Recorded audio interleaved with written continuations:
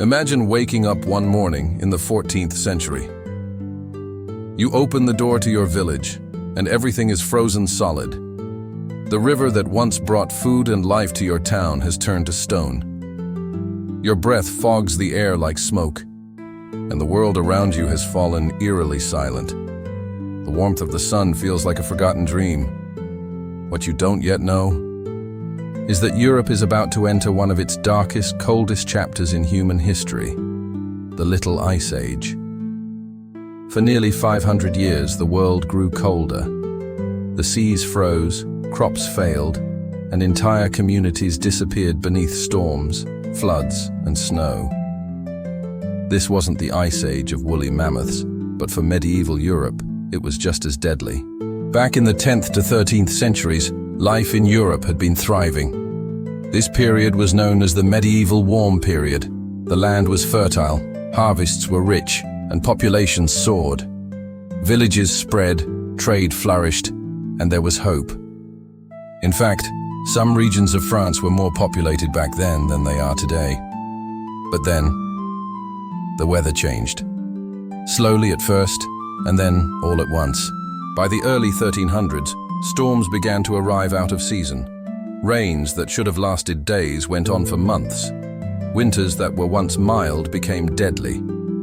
Scientists today believe it started with shifts in ocean currents, massive flows of ice breaking away from the Arctic, chilling the North Atlantic, and disrupting the delicate balance of Europe's climate. In 1303 and again in 1306, the Baltic Sea froze completely.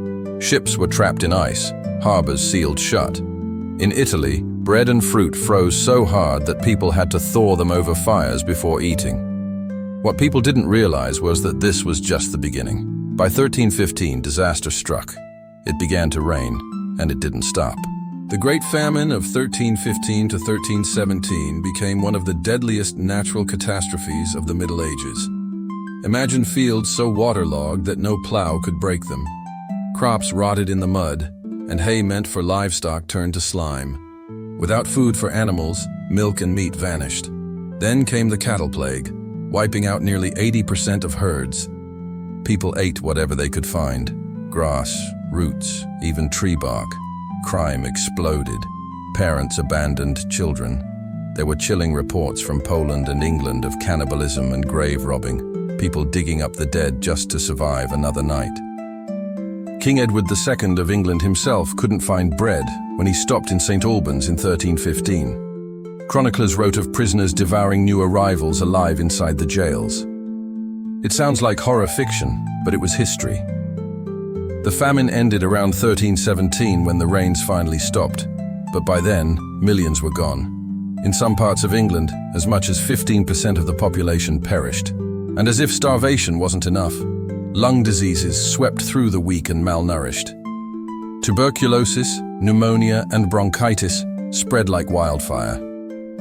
But nature wasn't done yet. In 1362, one of the most violent storms ever recorded hit Europe. It was called the Great Wind in England and the Great Drowning of Men in Denmark. Entire coastal towns were swallowed by the sea. The storm surge rose over 5 meters high, flooding the Netherlands, Germany, and Denmark. More than 36,000 people died in a single night. Medieval writers described roofs being torn off, forests ripped from their roots, and entire villages erased from the map. Some even believed the storm was God as punishment for sin, that knights who held jousting tournaments, instead of going to the Crusades, had angered the heavens. Over the next century, Europe would be hit by storm after storm, flood after flood. In 1404 and 1421, the St. Elizabeth floods drowned up to 100,000 people in Belgium and the Netherlands. These were not isolated tragedies, they were the new normal. Then came the snow. The winter of 1363 was so severe that even the Venetian lagoon froze solid. People walked across it as if it were dry land. In Belgium, snow lay for over 100 days without melting. Across Italy and France, towns were buried. In Bologna, snow piled 18 feet deep. Roofs collapsed, and entire families froze inside their homes. In southern France, A blizzard in 1389 destroyed farmhouses and killed countless people trapped beneath fallen walls. Without thermometers or satellites, medieval chroniclers could only describe the horror through what they saw: birds dropping from the sky, rivers that became highways of ice, people freezing where they stood. One German writer called it the coldest winter since the birth of Christ. Trade routes were blocked, rivers froze, and food prices exploded. In Germany, mills couldn't grind flour because the water wheels were frozen. In France, a homeless man froze to death on the streets of Montpellier. And yet, amid all the misery, people adapted. They built snow markets on frozen rivers, held jousts on ice, and carved sculptures of lions and bears from snow.